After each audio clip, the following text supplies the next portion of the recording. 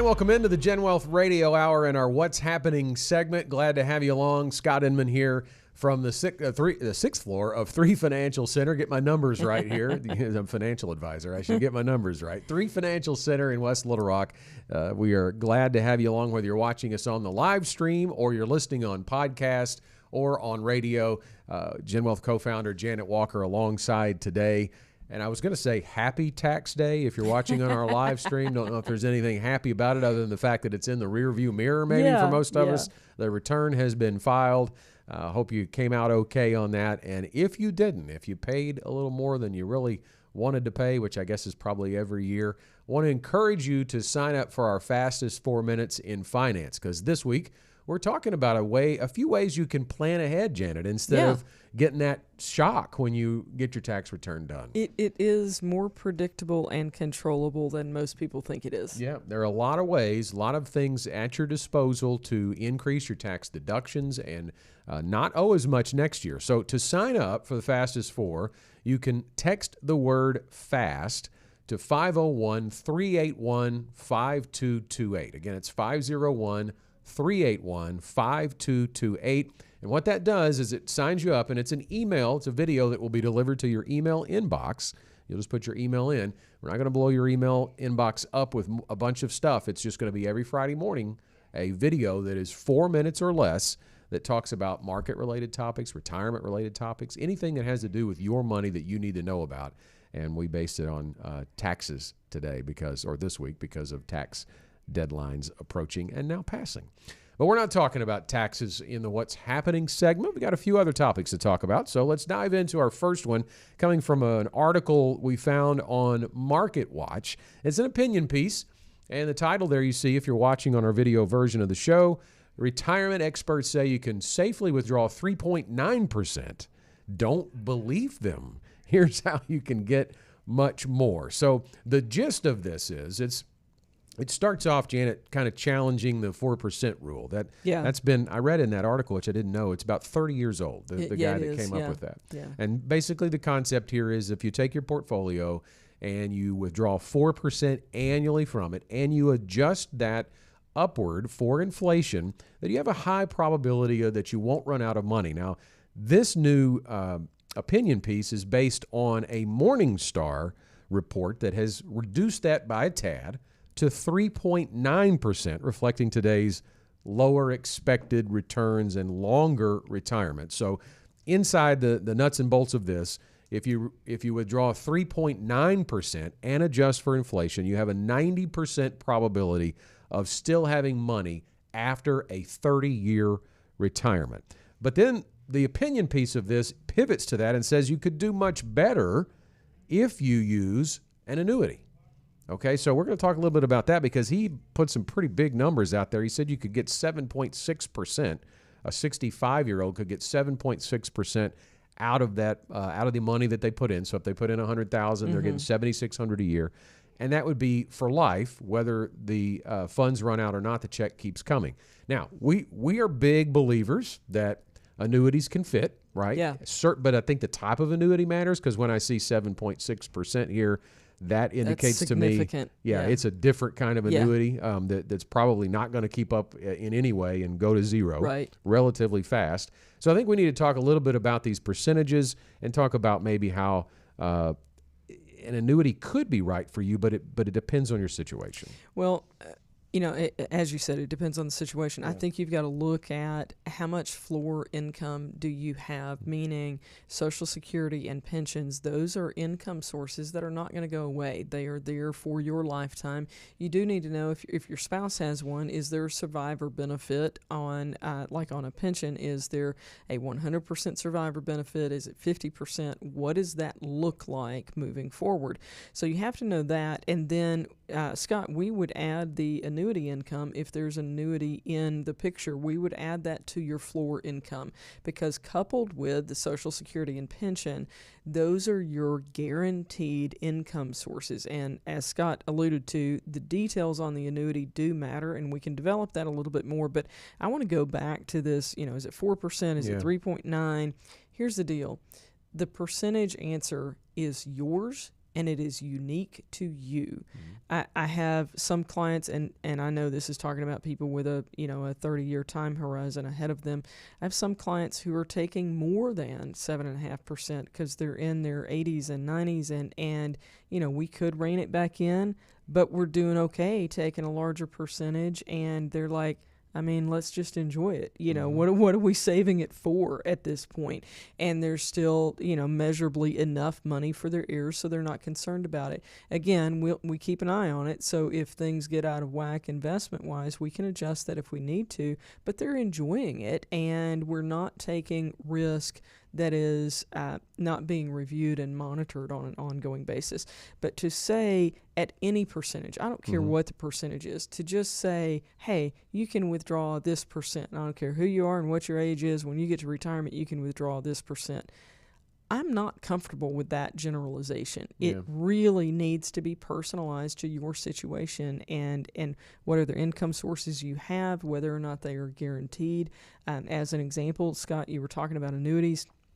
Many of the annuities, and these fluctuate from time to time, but just as a general, ballpark of where they often are, many of the annuities we use will guarantee a 5% income stream. Well, that's already north of this 4%. Now, it's 5% off of what is in that product, not of the overall portfolio, but still, they're able to do that and do it on a guaranteed basis, which means a lot of people who would be following this 4% rule, frankly, are not accessing the income that they could be accessing and not able to enjoy the freedom and flexibility of retirement that a little bit more income could be. From 4% to 5%, you could look at that as, well, it's 1%. It's not that big of a deal. It's 1% of your portfolio. It is 25% more income, and that is not an insignificant difference. Yeah, I think two things stand out to me before we move on is the retirement income plans that we build here at GenWealth have layered in all of the guaranteed income sources, but they may not come in on day one.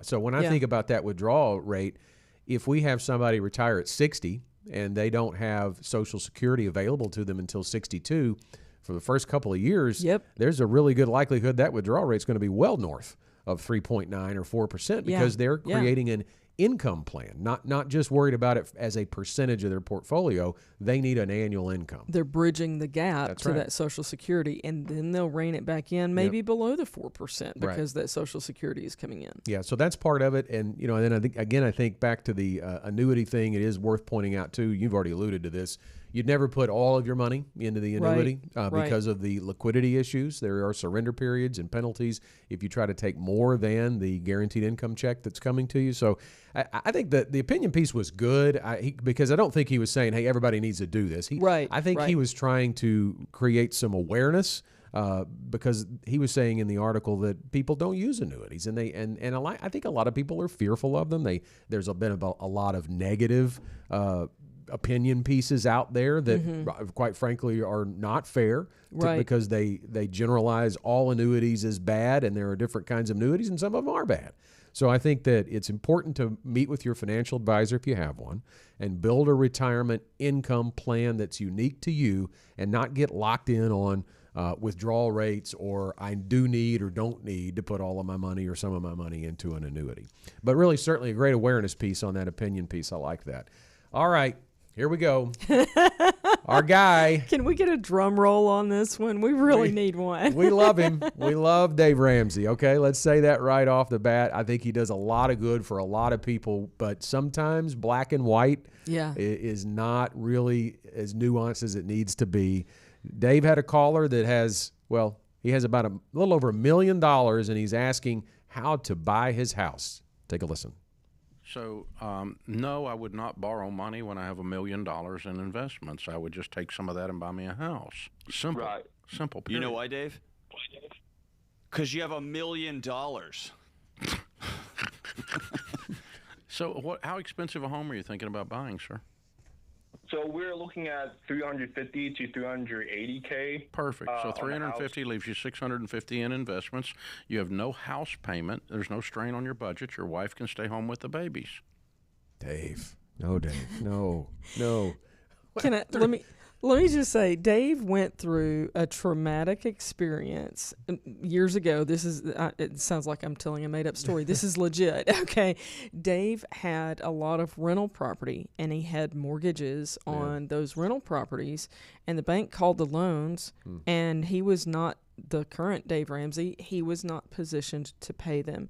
And so there's some legit PTSD on his side about all debt is bad debt because, you know, you're gonna go bankrupt because you do this. Dave, I'm sorry, buddy, but your trauma doesn't have to be everybody else's trauma. And on this one, we would strongly differ. Respectfully, I have a massive amount of respect for Dave and the difference that he's made for so many people. On this one, we strongly take a different opinion. Let's develop that a little bit. Yeah, so if he's, first of all, this guy's in great shape. $1.2 million, and he's going to want to buy a house between $350,000, $380,000. But if he takes that out of an investable account, and I believe from watching the rest of that video, it was in non-retirement money. It was an inheritance that started out at $500,000 and has now more than doubled. So you've got $700,000 of gains in that account. So if you pull $350,000, there's going to be a significant capital gains tax due on that money. So it's not just the hit of losing the assets, it's the hit he's going to take on the taxes. Because it's likely in how it's invested, it's last in, first out. So all of that amount that he pulls out is going to be exposed to the capital gains taxes. So that's an issue. The other thing that I think about is just the future opportunity of that money. When we look at $1.2 million, that's an income stream that frankly could pay the mortgage. If you wanted to just take income off of it, you could pay the mortgage just from the income stream from this if you wanted to go that route. That's a great point. And absolutely, you know, could they use some of it for a down payment? Yes, and they should, because you don't want to go all in on the mortgage. At least get the 20% down payment so that you get rid of the private mortgage insurance, PMI. For those who don't know, if you don't do 20% down, then you pay that insurance. By the way, you never benefit from it. It's for the mortgage company. In case you default on the loan, then they get a check. So you're paying for insurance that will never benefit you, and it might benefit the mortgage company. So just get to that 20% point and move forward beyond that with a mortgage. Yeah, so the black and white for Dave is to avoid the risk and eliminate the debt, and that helps you sleep well at night. But I understand there's some fear going in because he's talking about wanting to keep his wife at home and go from 2 incomes to 1. But there is a way to do both, as Janet's already talked about. But you could use some of those investments. I think we don't know his cash situation. There may be some down payment money there. Or maybe if you have accumulated this much, now, again, if most of it is from an inheritance, we don't know what they're currently saving. But if they have 2 incomes, it doesn't have to be tomorrow that you do this. I know that they want to do it soon. But if that 2-income household is able to save some more money, because I would really like to see that down payment be cash, because I would not want to touch the investments and deal with the taxes. But maybe some of it has to be. But you can make a manageable down payment that creates a manageable mortgage payment within the context of your new budget. That's the thing that doesn't get talked about here. It can't just be, hey, don't do it. Get rid of it. Don't have a mortgage. Make sure you have that knocked out. It can be incorporated into the budget, and you know how much you need to pay, and then you keep the money invested. And the other thing I would say too here that's not mentioned too, and I didn't listen to all 2 hours of the show, but the life insurance component too. Yeah. Because if you do have a mortgage, you're talking about feeling better about sleeping at night and having some peace. If you have some life insurance, a term policy that covers the length of that mortgage, or at least most of it, while you can keep your money invested, and if something happens to the single earner, the mortgage is going to be taken care of. Yeah, I'm going to go back to maybe taking an income stream off of that 1.2. And I know that I just said I don't like to say, oh, you can take whatever percentage. We do have to use something as an example in this to just do the math. So you might take more, you might take less. But if you were going to take that 4% that everybody always talks about, that's $48,000 a year. I think you can make your mortgage payment just with that off of the 1.2, and your wife can come home and you roll on. Yeah, and the bottom line is, I don't know that it says in here how old they are. I didn't catch that either, but he's talking about her staying home with kids, Yeah. so they have to be relatively young-ish, Yeah. you know. So let's say 40, and, Yeah. and you've got maybe, let's say for 20 years, if you don't touch that $1.2 million, Oh, my gosh. and you keep it invested, even if you're invested in high dividend, high yield bonds in some of that and taking that income to pay the mortgage, you're still looking at the potential of doubling potentially twice, right? Yeah. Between now and 20 years. So that would be detrimental if you took that all out, took the $350,000. You could do a comparison pretty easily with a financial advisor and say, here's how much you'd end up with at retirement if you take it, and here's how much you'll end up with retirement if you don't. And it would really be a knock to your financial independence. There's no way around that. Well, we didn't even get to a third topic today. That may be a record for us. Good stuff there, though, to talk about. Hope you got something out of it in today's What's Happening segment. Stay tuned. The GenWealth Radio Hour continues next with the Get Ready for the Future show. You've been sold the idea that financial independence is all about some number on your account statement, or even worse, that you don't qualify because of where you started out. That's just not true. It's not about some well-kept secret of the wealthy. It's about finding the right information and knowing how to apply it. On the Get Ready for the Future show, we're answering your questions so you can start making real financial change today. The journey to true financial independence begins right here, and it starts with you. Helping people discover, protect, and share true financial independence. That is our mission statement at GenWealth Financial Advisors, and it is why we're on the air here on the Get Ready for the Future show, answering your questions. Hi, my name is Scott Inman. Janet Walker, one of GenWealth's co-founders, is with me today as well. We've got some good questions today, and if you want to get in on the action, I want to invite you to do that. The number is 501-381-5228. Again, it's 501-381-5228. The reason you need to know that, you can call and leave a voicemail with your question. You can also just text to that number whatever's on your mind about money, investments, retirement, whatever you're thinking about. We're here to help you make the right decisions that impact your financial independence in a positive way. And even more importantly, sometimes, Janet, to avoid the bad decisions. Yes. Because that can be detrimental as well. So let's dive in. Our first question today is from Bo in Fort Smith. And he writes, I'm 55 and I still have $30,000 in student loans. Should I pay them off or focus on maxing my 401k?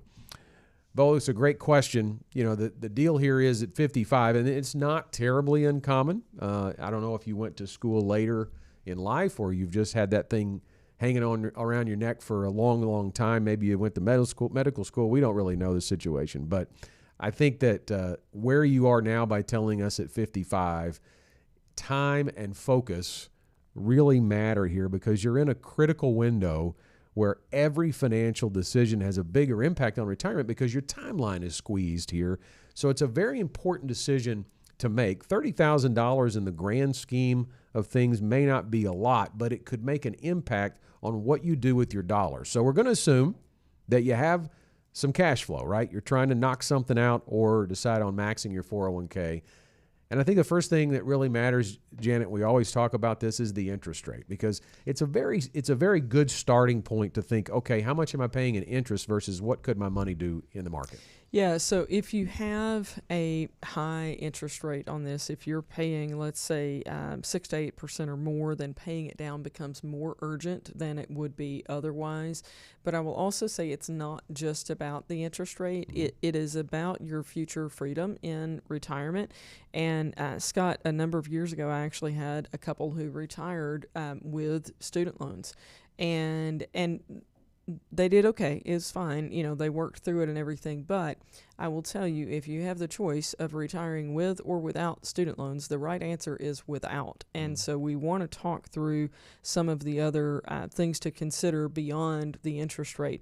One of those is the value of the 401k contributions. So the longer you have to have money invested, like if you could invest it at 55 instead of at 60, then at, let's say, 65, that money has had a decade to grow instead of just 5 years to grow. So that can really have an impact on you from the compounding that you have from those investments over time. Yeah, so I think it's really important to build a plan here and see where are you going to end up at your current contribution rate based on, we don't know where your asset level is now, don't know when you want to retire, but if you're at 65 or if you're planning to retire at 65, that 10-year window, it could make a really big difference if you increase your 401k contributions. And you're asking about maxing them. So that could make a tremendous difference. I don't know how much of a difference from where you are to where the max is, but we could look at that and see where you'd end up and how big of a difference that could mean for retirement income. And that's huge.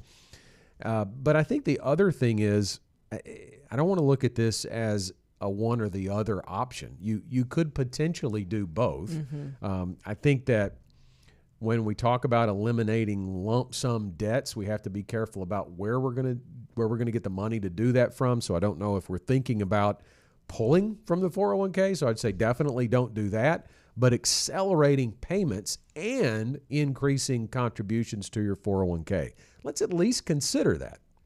I wish for those who are watching us on camera, on video, I wish we had had both of us on camera when you said, I don't know if you're thinking about withdrawing from your 401k, because I think my eyes about popped out of my head. I hadn't even considered that in this scenario, but I do know, I mean, you're right. Some people would consider, like, do I just withdraw it? But because you're 55 and not 59 and a half, not only is it taxable, but there would be a 10% penalty on it as well. And then you've got state taxes. So between state and federal taxes and penalties, you're going to lose close to half the money. So to pay down $30,000 in student loans, you would have to withdraw $60,000, and there is no way on God's green earth that I would do that at 55 to solve this issue. So we're just going to set that little nightmare aside and roll on. We talked a little bit about your time horizon already, about that 10 years. So be sure that you're thinking about the amount of time that you have with your 401k money and even the match. If you're asking about maxing it out, but let's be sure, as Scott said, it doesn't have to necessarily be one or the other.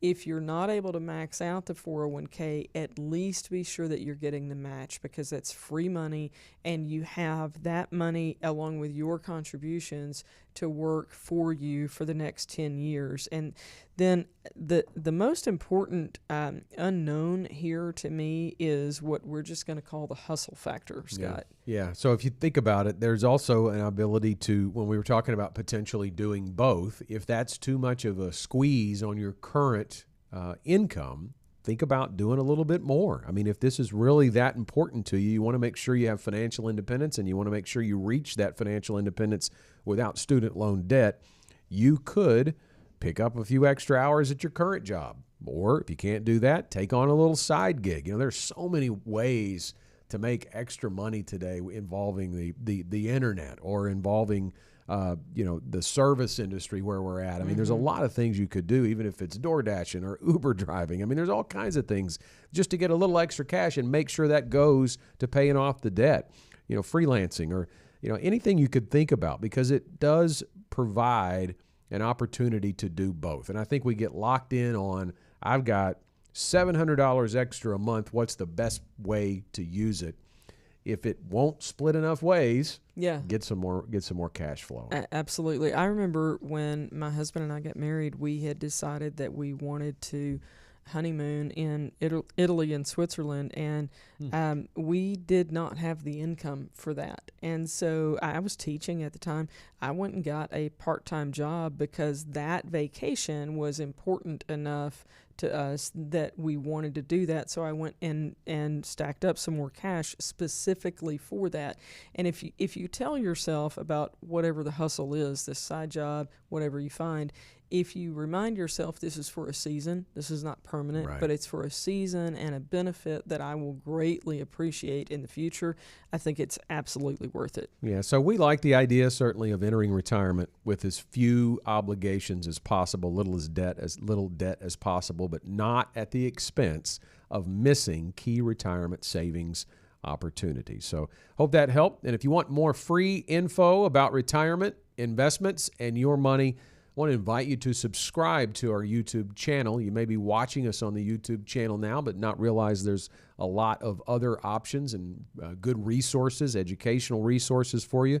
All you have to do if you don't know about our channel is to search for GenWealth Financial Advisors and then subscribe to get all of that content. Our next question is from Fred via text. My wife and I both have pensions. How should we coordinate those with our Social Security and investments? It's a great position to be in. Not many people are. Oddly enough, we've got quite a few clients that both spouses have pensions. Just had a review with a client yesterday. They both worked at insurance companies that had pensions, and one of them, I guess they're both retired now. And it does create a great opportunity because there's some flexibility here, depending on your expenses. If you have high expenses, then that has to be considered. But the first thing I would say is, and this may seem very evident to most people, but it's not for everybody, think household income, not individual, because it does need to be planned out as a household. And I think the big thing here is if you've got two pensions, hopefully that is going to cover your basic expenses, giving you some real freedom to make some great Social Security choices. Yeah, and I think it's with Social Security that people are less likely to think of it as a household decision than with the pension, because with the pension, you get notices about, like, here's all your payout options, and there are survivor possibilities listed there, so they're more likely to be in tune with that. But with Social Security, you get your individual information, and it's not ever coupled with, okay, but what does my spouse have, and what does a survivor benefit look like? That comes through having a Social Security analysis done for you, and in that being able to look at the household. So again, we really come down strongly on it is a household income challenge that we are solving here. So being able to coordinate the pension and the Social Security from that perspective. Let's talk a little bit about the pension because those can look like a lot of different things. They have a lot of different features to them depending on where you work. So do they offer survivor benefits? Almost 100% of them do, but that's not always the case, and we need to know that for sure. And then if they do, what percentage goes to the surviving spouse? And usually they'll have a lot of different options on that survivor benefit. What sacrifice are you making on your benefit in order to get whatever the survivor benefit is, whether it's 100% or 50% or whatever the case may be? That's very important to couple that with the plan for your investments, because you may have sufficient investments that you go, you know what, we don't really need a survivor benefit. That'll be okay. But what some people will do is actually take the pension as a lump sum rollover and put it into an IRA. And then if you go to an annuity, like we were talking about earlier, and get a guaranteed payout, you've basically, in concept, the products are different, but in concept, you've replaced the pension in that you have gotten another guaranteed income stream, but it can be built in such a way that there is still a death benefit beyond just a monthly benefit for your spouse. It could even be something that goes to your other heirs beyond a spouse. So a pension can, as you're doing this planning, it can provide a tremendous amount of flexibility. Let me say, too, because we've had clients come in and they haven't made those pension elections yet, and we've had lots of clients that come in and they've already made them. Let me encourage you to, before you make any pension decisions, to sit down with a financial advisor and work through those options. Because, I think about the clients I just spoke about, that they both have pensions from insurance companies. In their case, one of them had a much larger pension than the other, pretty significantly. So to me, that's when you make some decisions, because I think it can be real easy if you have two checks that are similar to take the straight life, because one goes away and one's still got the same amount of money. Right. But if one is lower and they lose that bigger pension that you've both been living on, it may make sense to take a little haircut on it so that you can provide a survivor benefit to stack on top of the lower pension. So those decisions are very key. And then if your pensions are covering your basic expenses, then delaying Social Security can be a really good option, especially if you have assets for discretionary income, which we hope you do. And that can really take the pressure off of your investments later in life if you're able to delay Social Security, because a lot of people don't realize how big that check gets if you keep delaying it. Yeah, it's a significant increase. I mean, from full retirement age, and I always kind of do air quotes on full retirement age because people think that's 100% payout. Well, yes, but you could get 108 a year later, and 116 a year later, and 124 a year later. So you could get an 8% a year bump between age 67 and age 70 on Social Security. So being able, especially between the larger of the two checks, being able to get that increase is pretty significant. Going back to the pension, I'll tell you the story of the pension decision gone wrong. Scott, you were talking about really urging people to come in and seek financial advice before making a decision on the pension payout. And here's an example of why that's important. I had a couple years ago who came in for the first time after they had made the pension payout decision, and they had chosen life only because it's the larger check. I mean, why would you not? If you don't have the deeper understanding of retirement income planning, they solved for the larger check. So they did the life-only payout for him. Well, I looked at them and said, okay, statistically, which one of you is going first? And, of course, the answer was he's going first. He's a little bit older, and guys usually go first because we ladies aren't ready to go when it's time to go. And so they said, well, he's probably going first. And so I said, okay. I looked at her and I said, are you okay financially if you don't have his pension check? And she went, no. And the room was very quiet. And we were able, we were blessed that he was insurable. We were able to get an insurance policy in place that will, when he goes, replace that pension income for her. But what if he had not been insurable? Or what if he was, it was just too expensive and it didn't make sense? We were able to solve it in their situation, but that is a dangerous decision to make outside of financial counsel. Yeah. Well, I think the bottom line is, Fred, you need to be thinking about not maximizing each income source individually, but about making them work together to support your life, your spouse, as Janet has pointed out, and your long-term plan. It's a great question. It is the question of the week, in fact. Fred, we're going to send you a Get Ready for the Future Show tumbler for being the question of the week. We just ask that you email us, send it to show@getreadyforthefuture.com to claim it. Our next question from Georgia in Little Rock. We're retiring next year and wondering how much we should keep in cash versus invested. What's a good rule of thumb? Well, first of all, Georgia, we're not big on rules of thumb. There's not a one-size-fits-all answer. I think if you listen or watch our program long enough, probably for 5 minutes, you're going to know that we don't deliver one-size-fits-all answers here. But we do think it's a great question. And here's some things to think about. I think from a cash perspective, on one hand, I think you probably do need to enter retirement, if you're retiring next year, with a little more emergency cash than you probably did in your work life, right? It is good to be a little cash heavy. Now, what does that look like?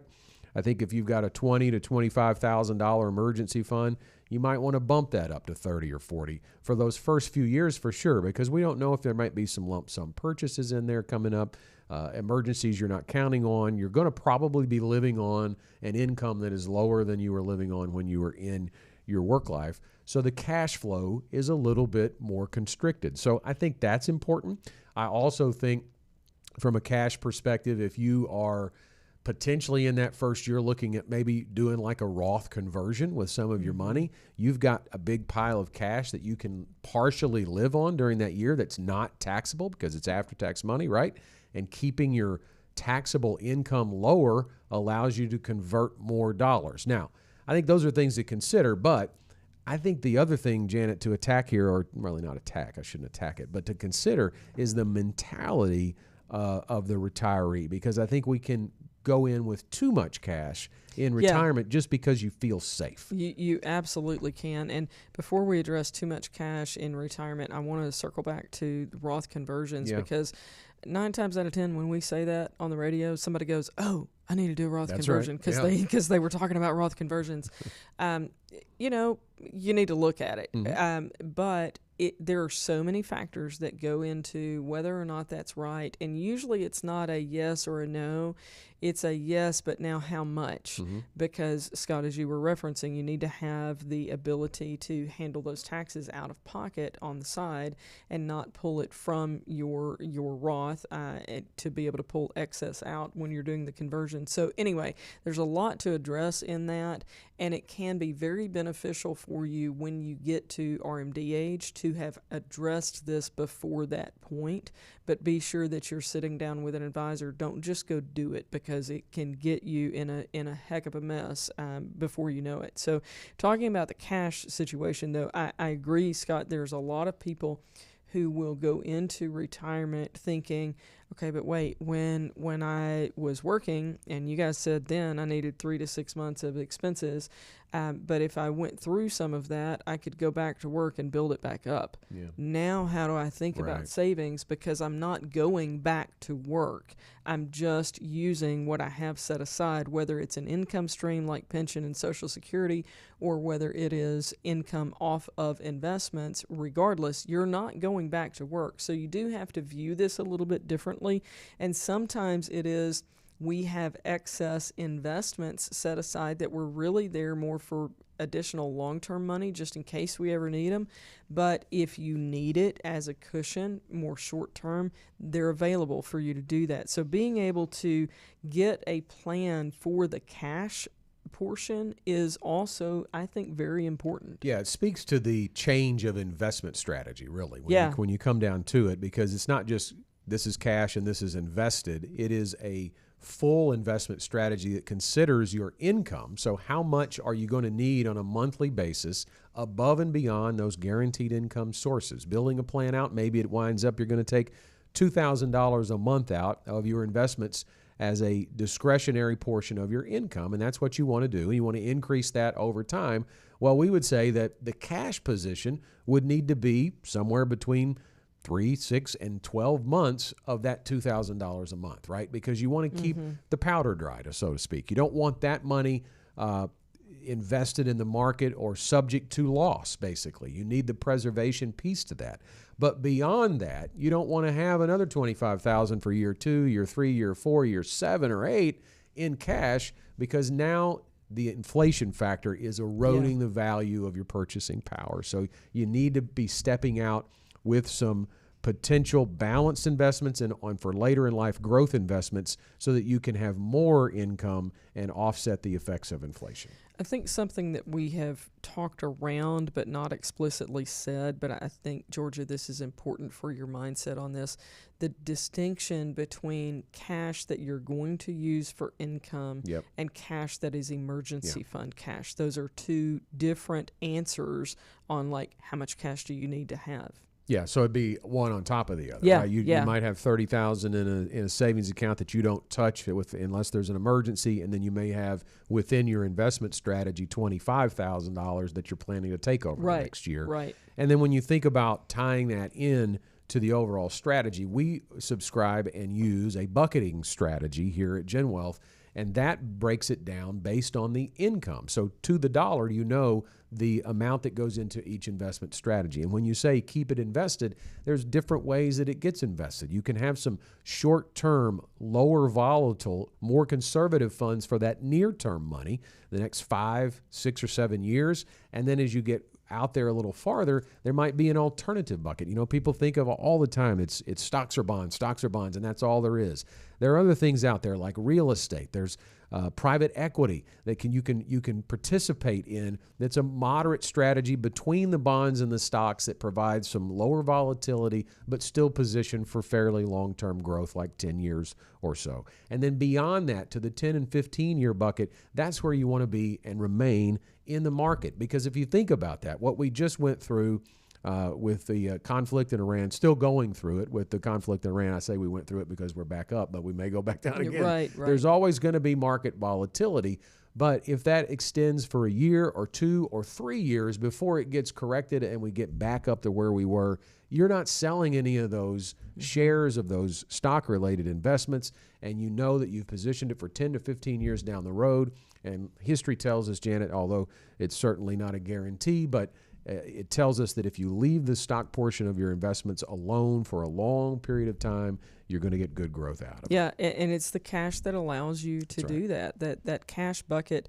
to have that available, we're looking for that. We're looking more, the ROI is different. We're looking for, instead of a return on your investment, a return of your investment in that cash portion, but it allows the rest of it to grow. Yep. So we got one more question before we go. It's going to have to be a hustle here. We've only got a few minutes left. But Rachel from Cabot asks, we've never tracked our expenses, but we know we're spending more than we should. How do we start budgeting without getting overwhelmed? I read that and I paused and I said, yeah, I mean, I'm right there with you, Rachel. I mean, I know I'm spending more than I should too. But if you've never tracked it, because I do track it, right? I don't know how you know you're spending more than you should if you haven't been tracking it, other than unless you're in negative cash flow position. But how do you start budgeting without getting overwhelmed? You know, budgeting has always seemed to be kind of a bad term. People don't like to do that. They want to have the freedom. I think they feel like it takes away from their freedom to spend if they budget. But it puts guardrails on it. Yeah. But I think that creates some freedom in itself when you know what you can spend. Speaking of that, I'm going to call on you for your phrase, planned spontaneity. That's right. That is a I don't know if it's really written that way in your budget, but it's a line item in your budget. Explain what that means in your family. So that in my family, that means that I don't really itemize the budget, but I know the overall number. I know what my monthly income, and my income does vary. My wife's income varies, but we have kind of a baseline number that we know we cannot cross on a monthly basis, right? And we know what our expenses are on a monthly basis, and we know what the margin is between the two, okay? And that's really what stays in my head, and I can quote it to you right now. I won't, but that's I know it. I know and I track it. I do track it probably, if not daily, certainly weekly. I look how we're doing with the discretionary portion of that in relation.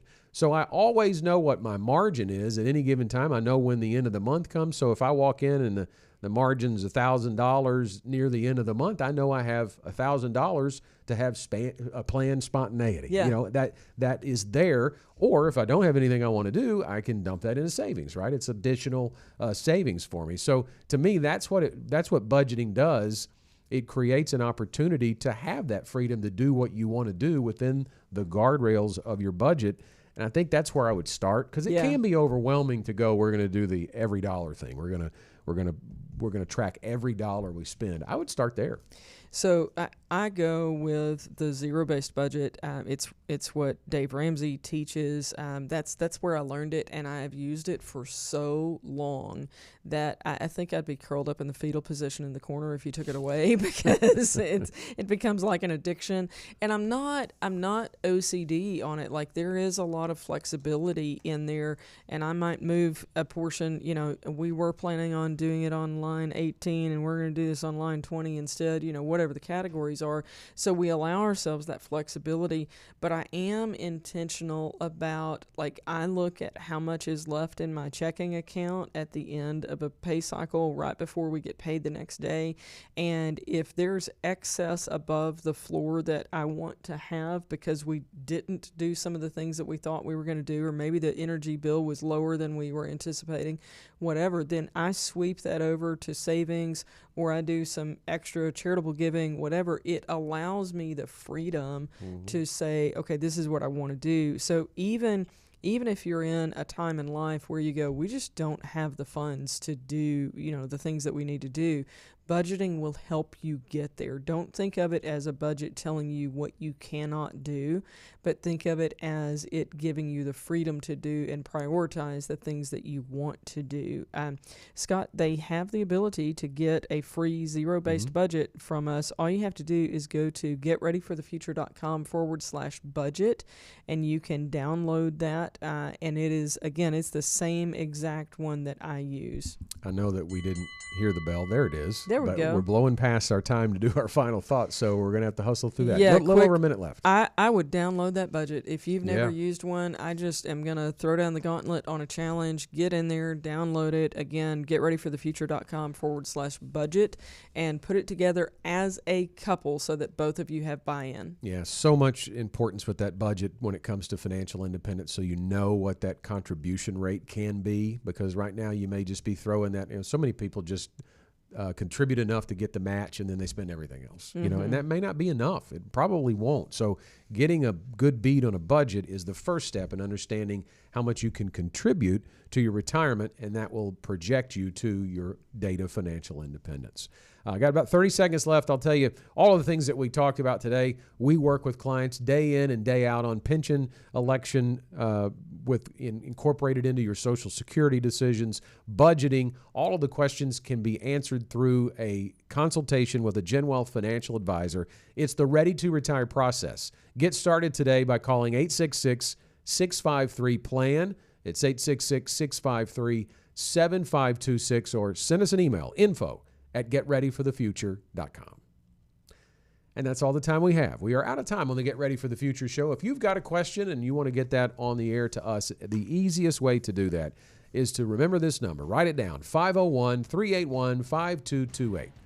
Send in a text or a voicemail, and we'll see you next week. The GenWealth financial team is available to you 24/7 at info@getreadyforthefuture.com, or call our offices at 866-653-PLAN. That's 866-653-7526. You should personally consult a financial advisor before making any investment, and no strategy can assure success. Securities offered through LPL Financial, member FINRA SIPC. Investment advice offered through Independent Advisor Alliance. Independent Advisor Alliance and GenWealth Financial Advisors are separate entities from LPL Financial.